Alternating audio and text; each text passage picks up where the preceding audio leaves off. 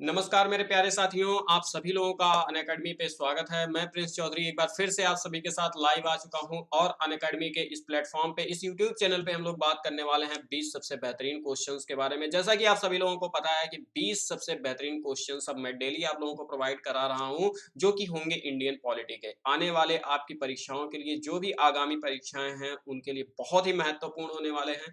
खास करके मैं टारगेट कर रहा हूँ इस बार आप लोगों के लिए लोअर पीसीएस की जो वैकेंसी आने वाली है, आरओ की जो वैकेंसी आने वाली है, आपकी आपके जो यूपीएसआई की वैकेंसी आने वाली है, इन परीक्षाओं के लिए बहुत ही ज्यादा महत्वपूर्ण क्वेश्चन होने वाले हैं। तो मेरे प्यारे साथियों, आप सभी लोगों को अब डेली इस वीडियो को देखना है और सिर्फ देखना नहीं है, प्रैक्टिस करना है। कमेंट करके आंसर भी बताते रहना है कि क्या आपके सही आंसर आ रहे हैं, कितने क्वेश्चन आपने सही अटेम्प्ट किए, ये आपको बताना है। मैं आपको आज पहले बता दूं कि आपको 5 सेकंड हर क्वेश्चन के लिए दिया जाएगा। क्वेश्चन पढ़ने के बाद 5 सेकंड का टाइम होगा आंसर करने के लिए। आपके पास होंगे सारे ऑप्शंस, आपके सामने क्वेश्चंस पढ़ के मैं सुनाऊंगा और आपको 5 सेकंड के भीतर भीतर कमेंट करके आंसर जरूर दे देना है। तो आप सब लोग एकदम बढ़िया से तैयार रहें, को बेहतरीन तरीके से आप सभी को आंसर करते रहना है। मेरे प्यारे साथियों, आपका एक कोट के साथ शुरुआत करता हूं मैं।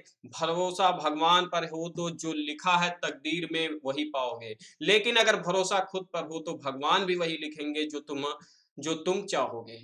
ये चीज आपको याद रखनी है। अपने आप पे भरोसा रखना है, बेहतरीन ढंग से पढ़ाई करनी है और अपने आप पे भरोसा रख करके अपनी मंजिल को पाना है। तो शुरू करते हैं आज के पहले क्वेश्चन से। पहला क्वेश्चन कहता है कि कौन से विवाद में सर्वोच्च न्यायालय ने कहा था कि प्रस्तावना संविधान का भाग नहीं है। कौन सा विवाद हुआ था? सर्वोच्च न्यायालय ने, सुप्रीम कोर्ट ने कहा था प्रस्तावना संविधान का भाग नहीं है। आपका टाइम शुरू हो चुका है। पहला स्टेट ऑप्शन है बेरूबारी, दूसरा ऑप्शन है सज्जन सिंह, तीसरा गोलकनाथ और चौथा केशवानंद भारती केस है। तो इस क्वेश्चन का सही आंसर आपका क्या होने वाला है? बेरूबारी केस 1960 में हुआ था। प्रस्तावना को संविधान का हिस्सा नहीं माना हुआ था हमारे सर्वोच्च न्यायालय ने। लेकिन लेकिन लेकिन फिलहाल इस क्वेश्चन का सही आंसर ए ऑप्शन है। लेकिन आपका जो केशवानंद भारती केस है, केशवानंद भारती केस 1973 अब तक की सबसे अधिक जजों वाली बेंच वाला केस है ये।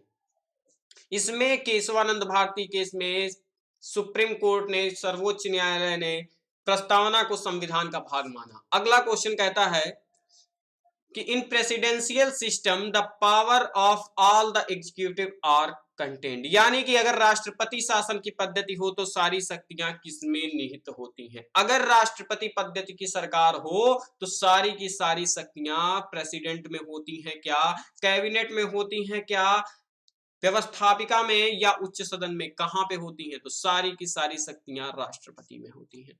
अगला क्वेश्चन कहता है भारत में राजनीतिक सत्ता का प्रमुख स्रोत कौन है? यानी हमारी भारत की जो सत्ता है, शक्ति का सबसे पहला स्रोत, जहां से शक्तियां निकली हुई हैं, क्या है? जरा बताना तो मेरे प्यारे साथियों, क्या है शक्ति का प्रमुख स्रोत? जनता है, संसद है, राष्ट्रपति है या संविधान? तो हमारे संविधान में कहा गया है हम भारत के लोग, यानी हम भारत के लोग किसकी बात कर रहा है? यहां के जनता की बात कर रहा है। संविधान को जनता से शक्ति मिलती है और बाकी सबको संविधान से शक्ति मिलती है। तो शक्ति का प्रमुख स्रोत जनता है, सबसे महत्वपूर्ण स्रोत जनता है। अगला क्वेश्चन जरा देखिए, कहता है निम्नलिखित कथनों पर विचार करिए और अंत में सही उत्तर का चयन करिए। दो स्टेटमेंट है आपके पास, असर्शन और रीजनिंग का क्वेश्चन है। पहला स्टेटमेंट कहता है भारत के संविधान में एक संघीय प्रणाली का प्रावधान है। एक संघीय प्रणाली का प्रावधान है, कह रहा है भारत के संविधान में एक संघीय प्रणाली का प्रावधान है, संघीय प्रणाली है। दूसरा रीजन कहता है उसने बहुत शक्तिशाली केंद्र की रचना की है। भारत के संविधान में संघीय प्रणाली का प्रावधान है और भारत के संविधान में एक बहुत ही मजबूत केंद्र की रचना की है, बहुत मजबूत केंद्र की रचना की है। तो इसका सही आंसर क्या होगा? दोनों की दोनों बातें सही हैं। तो क्या रीजन असर्शन को मॉडिफाई कर रहा है या नहीं कर रहा है? कौन सा सही है, कौन सा गलत है? तो सही तो दोनों बातें लग रही हैं मुझे, लेकिन आपके पास टाइम है तो आप देख लीजिए अपने हिसाब से एक बार। फिर आप बताइए कमेंट करके। सही तो दोनों बातें हैं, लेकिन मॉडिफाई सही तरीके से नहीं कर रहा है, क्योंकि अधिकतर शक्तियां केंद्र के पास हैं, इसीलिए पूर्ण रूप से तो संघ एक नहीं है। अगला क्वेश्चन कहता है भारतीय राष्ट्रीय पंचांग के बारे में कौन सा स्टेटमेंट सही है।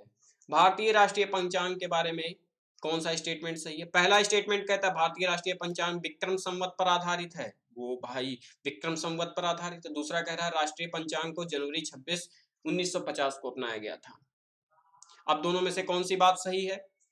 अब जरा देखेंगे भाई कौन सी बात यहां पर सही है। एकदम सही आंसर आप लोग बताने वाले हैं। तो भारतीय राष्ट्रीय पंचांग विक्रम संवत नहीं शक संवत पर आधारित है। आप सभी लोग जानते हैं शक संवत पर आधारित है। राष्ट्रीय पंचांग 26 जनवरी नहीं 22 मार्च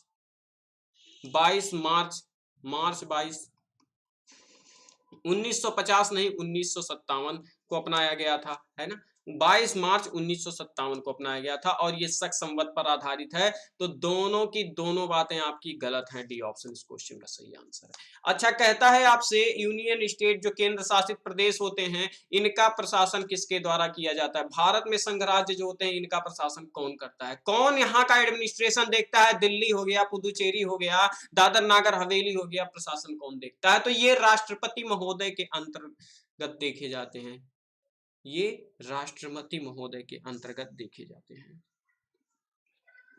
एक अगला क्वेश्चन भी है मेरे प्यारे साथियों। ये जो क्वेश्चंस हैं आपके एक कथन और कारण के क्वेश्चन होते हैं। ये सारे के सारे क्वेश्चन आप लोगों के लिए बहुत ही बेहतरीन होते हैं, लेकिन इन्हें करने के लिए आपके कॉन्सेप्ट में क्लियरेंस होना चाहिए। आप लोग अनअकैडमी का लर्निंग ऐप इंस्टॉल कर सकते हैं, वहां पे सारी चीजें मैं आपको बताता हूँ, डेली लाइव आकर के बताता हूँ। फिलहाल आपका पहला स्टेटमेंट है, कहता है भारत संघ नहीं है। दूसरा स्टेटमेंट कहता है किसी भी राज्य का क्षेत्र सीमा नाम और उसकी सहमति के बिना भी परिवर्तित करने की शक्ति संघीय संसद के पास होती है, यानी केंद्र की विधायिका के पास होती है। दोनों की दोनों बातों में से कौन सा सही है कौन सा गलत है। तो जरा 5 सेकंड के अंदर अंदर आप लोग एक बार ट्राई करके बताएंगे कि क्या है बात सही। आपका टाइम ओवर हुआ और मैं आपको बता देता हूं कि भारत संघ नहीं है, ये बात तो एकदम गलत है। भारत एक संघ है। अनुच्छेद 3 में कहा गया है कि केंद्र की विधायिका द्वारा यानी संसद के द्वारा किसी भी राज्य के नाम में सीमा में परिवर्तन किया जा सकता है।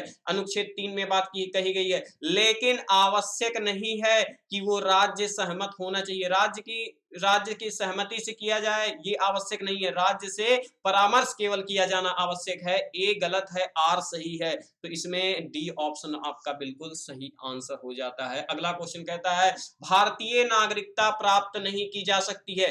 किस मेथड से भारत की नागरिकता नहीं प्राप्त की जा सकती है। तो आपके पास 5 सेकंड का आंसर टाइम है मेरे प्यारे साथियों, आपको इस क्वेश्चन का आंसर देना है। भारत की नागरिकता को किस मेथड से नहीं प्राप्त की जा सकती है। जन्म द्वारा, देशीयकरण द्वारा, by neutralization, annexation of territories, या फिर मनी डिपॉजिट करके इंडिया के किसी बैंक में मनी डिपॉजिट करके। अरे क्या बात है, Indian citizenship can not be obtain. अरे भाई देखो, भारत नागरिकता अधिनियम 1955 में क्या कहा गया है, 5 तरीके से आप भारत की सिटीजनशिप एक्वायर कर सकते हो, प्राप्त कर सकते हो। कौन कौन सा मेथड है। पहला तो है जन्म से, दूसरा है वंश से, तीसरा है आपका देशीयकरण से यानी नेचुरलाइजेशन से, चौथा है आपका किस तरीके से भाई, चौथा है आपका रजिस्ट्रेशन से, और पांचवा है by annexation of any territory यानी भूभाग भारत में सम्मिलित कर लिए जाने पर। तो 1955 में ये 5 मेथड आपको बताए गए हैं। अब उन 5 मेथड में से एक भी बार आपने क्या जिक्र किया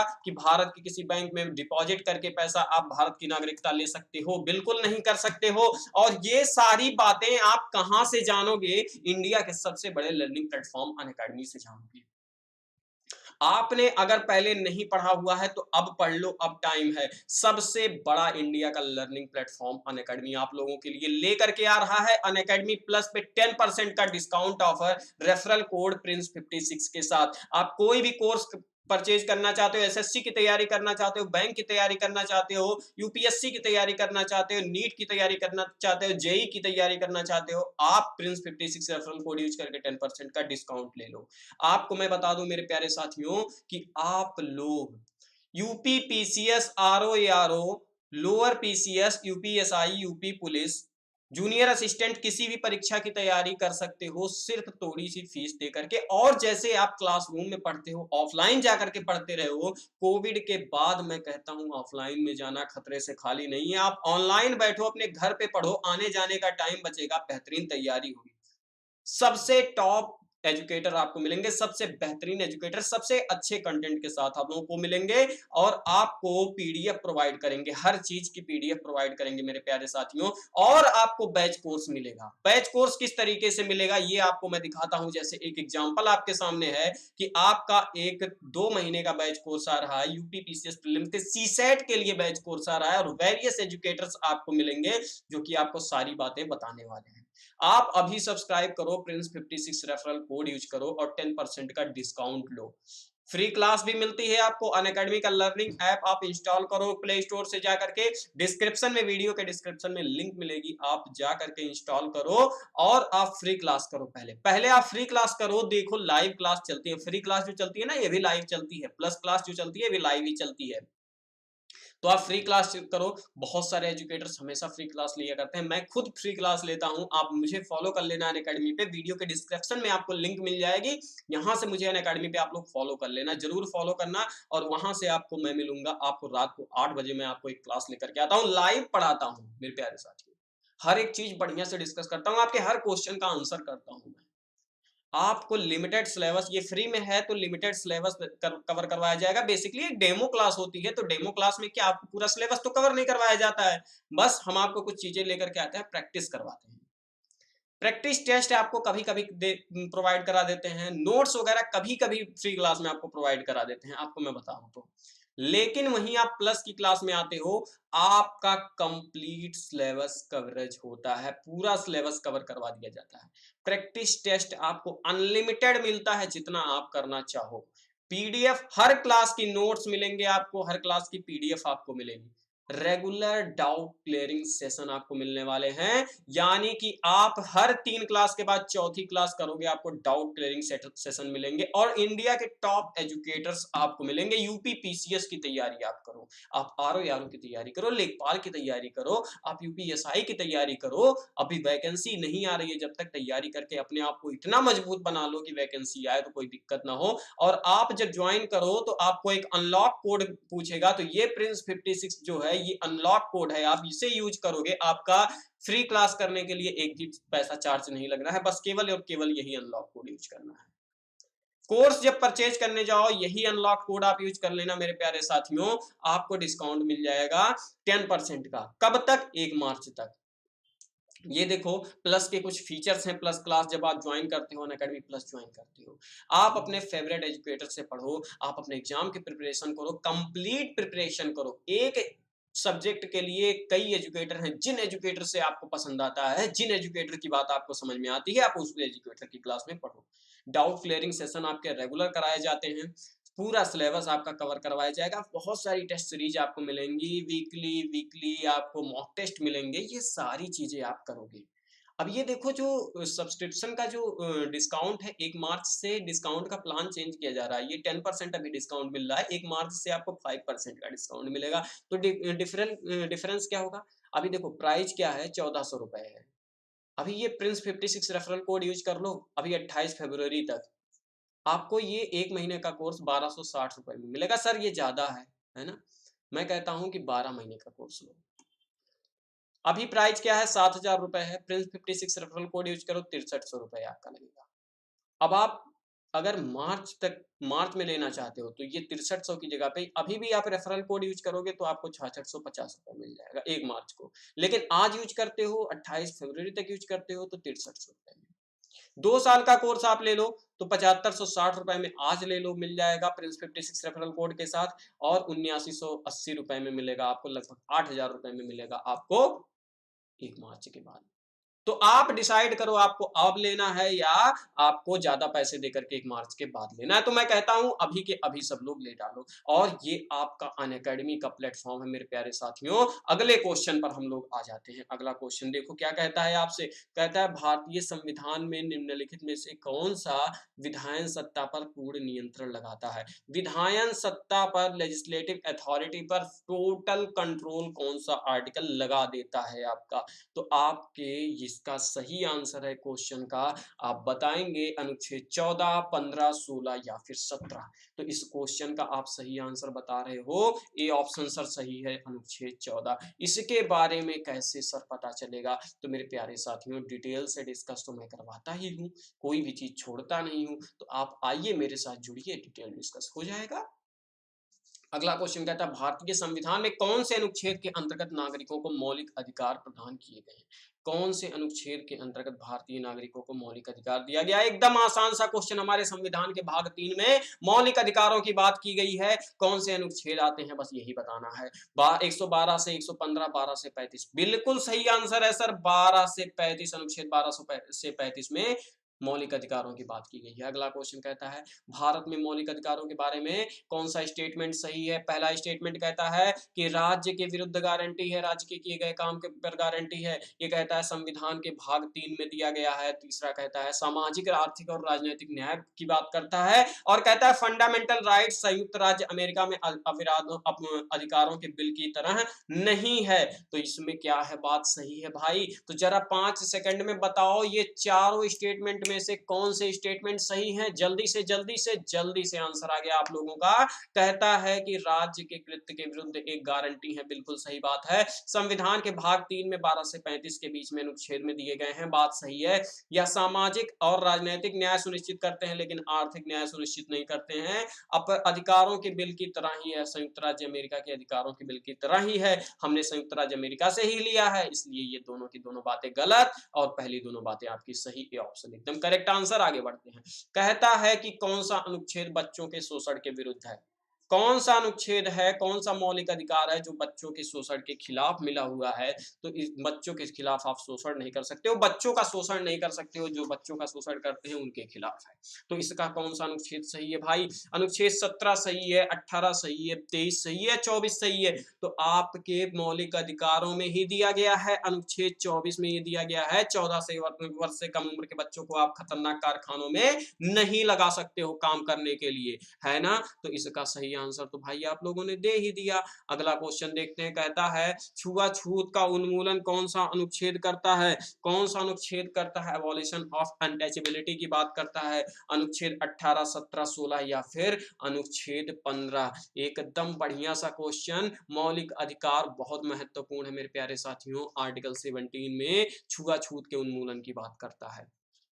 अगला क्वेश्चन कहता है भारत में अस्पृश्यता के निवारण से निम्नलिखित में से उपायों कौन सा उपाय किया जा सकता है। कानून बनाकर, शिक्षा की उन्नति द्वारा, जन जागरण के द्वारा, नौकरियों में प्रवेश दिलाकर। क्या होगा इसका सही आंसर मेरे प्यारे साथियों। तो हमारे देश में अस्पृश्यता यानी अनटचेबिलिटी को कैसे खत्म किया जा सकता है। तो कानून बना करके, बिल्कुल सही बात है। कानून बना करके लोगों को के अंदर ये बात मन में बैठानी होगी, भाई अगर आप अनटचेबिलिटी को परफॉर्म करते हो तो आपके खिलाफ कानून है। शिक्षा लोगों को देनी होगी कि भाई अनटचेबिलिटी में कुछ नहीं है। अब हर व्यक्ति मनुष्य होता है, हर व्यक्ति मानव होता है, हर व्यक्ति के 2 हाथ पैर होते हैं, तो सब एक बराबर हैं।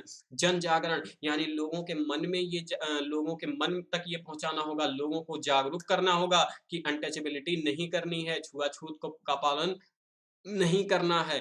और नौकरियों में प्रवेश दिला करके नहीं, लोगों को इतना काबिल बना दो वो खुद ही नौकरी में प्रवेश ले लें, नौकरियों में प्रवेश दिलाने की आवश्यकता नहीं है। ए ऑप्शन इस क्वेश्चन का सही आंसर है। एकदम बेहतरीन क्वेश्चन। अगला क्वेश्चन आपके सामने है, जरा देखते हैं कि क्या कहता है आपसे। एक सबसे जबरदस्त क्वेश्चन आज का कि निजता के अधिकार को जीवन एवं व्यक्तिगत स्वतंत्रता के अधिकार के अंतर्गत संविधान के किस भाग में और किस अनुच्छेद में रखा गया है? निजता के अधिकार को संविधान के किस भाग में और किस अनुच्छेद में रखा गया है? बस यही आपको बताना है, ये क्वेश्चन आपसे पूछ रहा है। तो ज़रा बताइए 14वें अनुच्छेद 14 में है क्या, 17 में है क्या, 21 में है क्या या फिर 24 में है? तो यहाँ पर देखो मेरे प्यारे साथियों, भाग 3 में दिया गया है निजता का अधिकार मौलिक अधिकार है, तो मौलिक अधिकार आपको भाग 3 में दिया गया है। अनुच्छेद ना भी पता हो तो भी आपका सही आंसर आ जाएगा। वैसे अनुच्छेद 21 के अंतर्गत दिया गया है।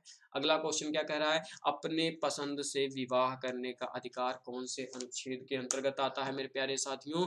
तो जीवन और व्यक्तिगत स्वतंत्रता के अधिकार के अंतर्गत आता है, निजता के अधिकार के अंतर्गत आ जाता है। अनुच्छेद आपका 21 में आ जाता है ना? एकदम सही आंसर। और बेहतरीन क्वेश्चन आपके सामने आता है मेरे प्यारे साथियों। ऐसे क्वेश्चन कॉन्सेप्ट वाले होते हैं और आपको बेहतरीन तरीके से करने होते हैं। अगर आपके कॉन्सेप्ट क्लियर हैं तो ये क्वेश्चन गलत नहीं हो सकते। कहता है आपसे क्वेश्चन, संविधान के अनुच्छेद 32 को डॉक्टर भीमराव अंबेडकर साहब ने संविधान की आत्मा कहा है और कारण कहता है कि अनुच्छेद 32 मौलिक अधिकारों के अतिक्रमण, अगर मौलिक अधिकारों का पर अतिक्रमण हो रहा है यानी मौलिक अधिकारों को छीना जा रहा है तो उसका उपचार करता है, उसको मौलिक अधिकारों को छीनने से रोकता है। जिस तरीके से हमारे बीमारी का कोई उपचार दवा करती है उसी तरीके से मौलिक अधिकारों का उपचार अनुच्छेद 32 करता है, ये कह रहा है। तो बात कौन सी सही है? बात दोनों सही है क्या? अगर बात दोनों सही है तो आप कौन सी क्या कारण कथन को सही तरीके से मॉडिफाई कर रहा है या नहीं? तो आप बताओगे सर कारण कथन को सही तरीके से मॉडिफाई कर रहा है और बात दोनों सही है। ए ऑप्शन इस क्वेश्चन का सही आंसर है मेरे प्यारे साथियों। आप थोड़ा सा और आगे बढ़ो। कहता है जीत और हार आपकी सोच पर निर्भर करते हैं। मान लो तो हार होगी और ठान लो तो जीत होगी। जब तक तोड़ेंगे नहीं तब तक छोड़ेंगे नहीं मेरे प्यारे साथियों। आप लोगों को मैं बता दूं, एक बेहतरीन ढंग से आपको तैयारी करनी है और इस बार की परीक्षा में आपको सिलेक्शन लेना है। लिस्ट में आपका नाम आना चाहिए, ये आप ठान लो तो आपको कोई रोक नहीं सकता है। कोई भी एग्जाम हो आपसे बड़ा नहीं हो सकता है। भारत या विश्व का कोई ऐसी परीक्षा नहीं है, पूरे विश्व में कोई ऐसी परीक्षा नहीं है जो मनुष्य उसको उस परीक्षा को पार ना कर सके। तो मेरे प्यारे साथियों, आप सभी लोगों को बेहतरीन ढंग से तैयारी करनी है। अनअकैडमी पे आप आ जाओ। अगर आपकी कोई दिक्कतें हैं, अगर आपकी कोई परेशानी है, कोई आपको समस्या है तो अनअकैडमी का आप लर्निंग ऐप इंस्टॉल करो। आप डिस्क्रिप्शन से लिंक लो, लर्निंग ऐप इंस्टॉल करो और आप ज्वाइन करो। फ्री क्लास करके देखो, आपको बातें समझ में आती हैं तो प्लस क्लास करके देखो। लाइव क्लास होती है मेरे प्यारे साथियों। कोई बहुत ज्यादा फीस नहीं है, एकदम नॉमिनल फीस है, थोड़ी सी फीस लगनी होती है। और बात रही फीस की तो उसमें भी कमी हो जाती है। ये रेफरल कोड आपको दिया जाता है प्रिंस 56। कोई दिक्कत परेशानी समस्या हो तो आप जरूर करो, हमारे से संपर्क करो। आपको कंटेंट मिलता है यहाँ पर पढ़ने के लिए। आपको हम 30%, 50%, 100% क्या चाहिए आपको, जिस तरीके से आप जिस लेवल पे हो उस लेवल के हिसाब से आपकी तैयारी 30% है, आपको हम 100% तक लेकर के चलेंगे। 50% है 100% लेके चलेंगे। 0% है आपकी तैयारी, हम 100% तक लेकर के आपको चलेंगे। आप हमारे साथ बनिए, हम आपको गाइड करेंगे। आप मेहनत करिए, हम आपका साथ देंगे। आपकी मेहनत ही आपको आगे लेकर के जाएगी मेरे प्यारे साथियों। आपको और कोई आगे लेकर के जाने वाला नहीं है। आपको स्वयं मेहनत करनी ही पड़ेगी। जो भी परीक्षाएं आ रही हैं, एक तो बमुश्किल एग्जाम होते हैं और अगर वहां पे भी आपकी कमी रह जाती है तो आप बताओ आगे कैसे जा पाओगे। आपको बेहतरीन ढंग से पढ़ाई करनी होगी ना। अगर आपको मुट्ठी भर वैकेंसी आती है और आपको मुट्ठी भर वैकेंसी में आपको लेके निकलना है सिलेक्शन, तो आपको मेहनत तो जबरदस्त करनी ही पड़ेगी ना। अगर आप मान लिए कि वैकेंसी मुट्ठी भर है, नहीं हो पाएगा तो नहीं होगा, मान लिए तो हार है। और ठान लिया कि ये मुट्ठी भर एक वैकेंसी मुझे चाहिए, सिर्फ 10 वैकेंसी आई है, 9 कोई और ले जाए, एक तो मेरी ही मेरी है, तो ठान लिया यानी कि तो जीत होगी, आपकी का सिलेक्शन पक्का हो जाएगा मेरे प्यारे साथियों। इसी के साथ मिलते हैं अगले सेशन में, तब तक के लिए बाय बाय। और मिलिए, रोज मिलिए बेहतरीन ढंग से तैयारी करके। चलिए बाय बाय, थैंक यू।